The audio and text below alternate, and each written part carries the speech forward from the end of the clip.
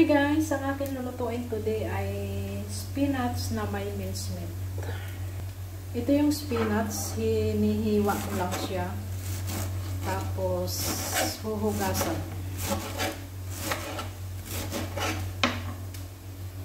At ito naman yung mincemeat. Igisa lang natin sa sibuyas at saka bawang. Ang mincemeat. Pag okay na yung mincemeat, saka natin ilagay yung spinach. Ayan, natapos ko nang hiwain. At ganito ako maghugas. Para malinis talaga. Mga 3 or 4 ko siyang huhugasan.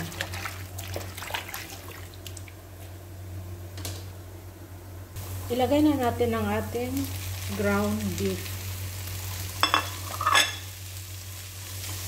At ganunin ko to siya guys para hindi siya magbuo-buo.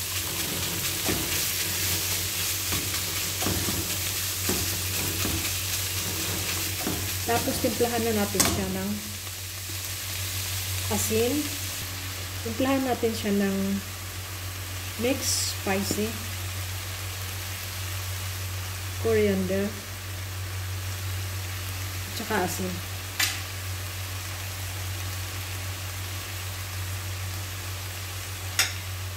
At haluin.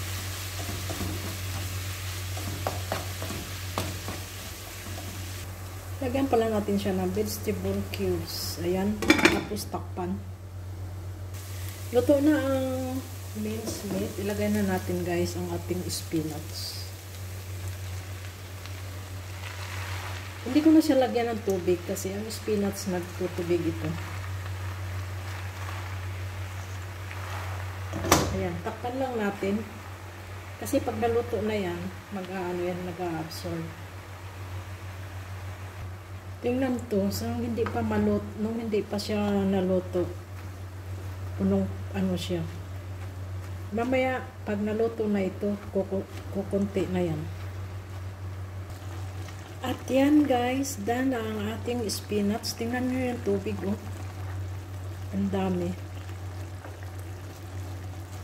Ayan. Luto na siya. Mas maganda yung hindi siya gaano luto para ang vitamins, ang nutrients ay nandyan pa rin. Ayan, ready to serve. At ang partner dyan ay white rice. Ayan, nagsaing na ako.